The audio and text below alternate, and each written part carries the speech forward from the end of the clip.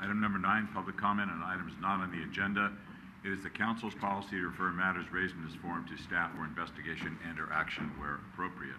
The Brown Act prohibits the council from discussing or acting upon any matter not agendized pursuant to state law. Would anyone like to address the council under public comment?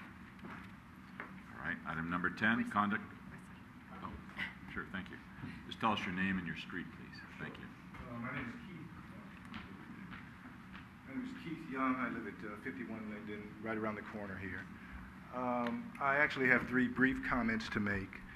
I'm part of an informal neighborhood watch on Linden Avenue, primarily because most of my neighbors are English is their second language, and I speak enough Spanish to help them compose letters and do different other things. So one of them came to me yesterday with some information around some potential violence that was going to happen on the block. So what we ended up doing, we contacted the department. The police department acted quickly. Things were taken care of. They had, and actually the primary reason for my comments are to acknowledge the officers that were there. There were, I don't know his name, he went by TJ, big officer. He stayed there. He was at the location for at least, I'm going to say 2 hours, 2, maybe 3 hours. There was another big cruiser that came by, another officer, short hair. The presence was strong, and it was needed because the information we got said that there were 6 individuals who had potentially had firearms and were going to visit violence on that portion of the community. So we spoke to the sergeant, the evening sergeant. He contacted his beat officer, and then things were taken care of.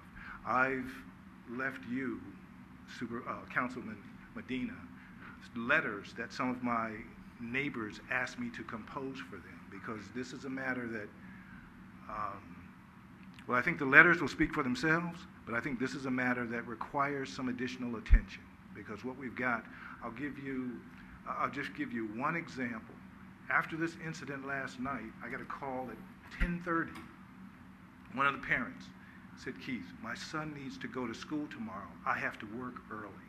Can you take him? I'm afraid to let him go by himself." And to me, that's unacceptable. That's just completely and totally unacceptable. I took the boy to school, and on the way, we talked about, how are you doing in school? He's a baseball player.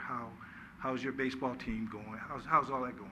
So then we get to, I work for the county in workforce development, finding people jobs, helping people determine new careers. So quite naturally, I'm going to ask this young man, what do you want to do when you grow up? He said, "Mr. Young, I want to be a police officer." And I said, "Why?" He said, "Well, from what has been happening on our block, I don't want to see that happen to other children." This young man is 12. He has 2 6-year-old twin sisters. They live right across the street from me. So I'm the neighborhood dad. So as I'm leaving to work, they're in the window, Mr. Young. But they never come out.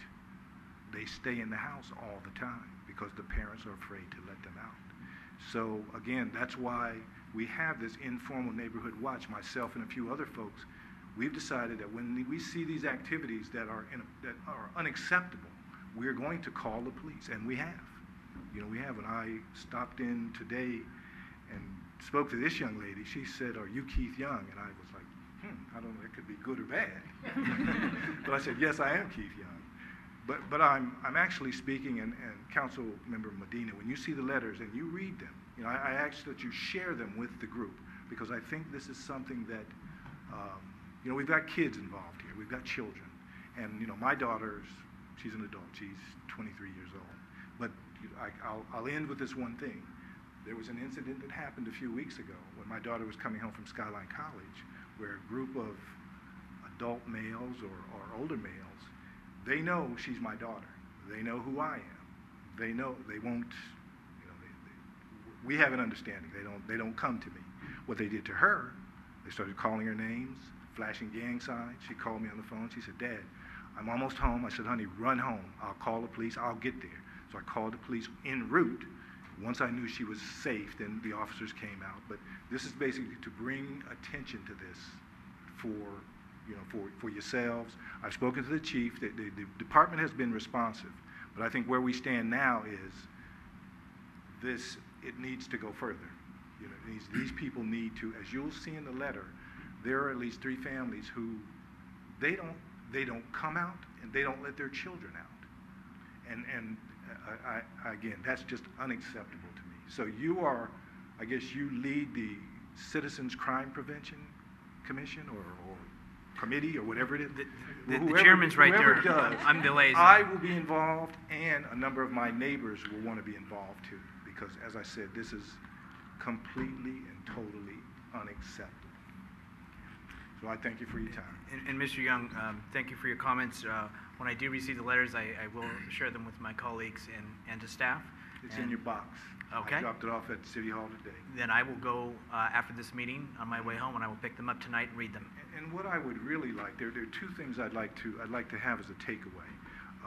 Some of the folks, it would be nice for some of these folks to hear, and I'm sure I've had contact with the chief and with other officers, but given the fact that this young man, this 12-year-old, has law enforcement as an interest, I think it would be a wonderful thing for him to meet and interact with one of the officers. And if I could say, I want to recognize all the officers. There's an officer, Rogi.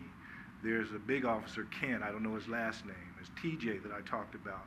There's a young lady, her hair's pulled back. I don't know her name. Who else? There are about 5 of them. Always responsive, always clearly understand the situation that these parents face. So, again, someone meeting with the 12-year-old was the first part, and then the second part is just if it's a committee or someone, just reaching out to the folks to let them know that they're heard, because English is their second language. So as I'm composing the letter, they were asking me, well, Mr. Young, do you think, is this going to make a difference? Does it really matter? And I said, yes, you need to do this. You need to do this. So again, thanks for your time, and I have the application. I can get it back to you in a day or so, and I will probably recruit some of my neighbors. So thank you. Thank you very much. Thank you very much. Anyone else under public comment?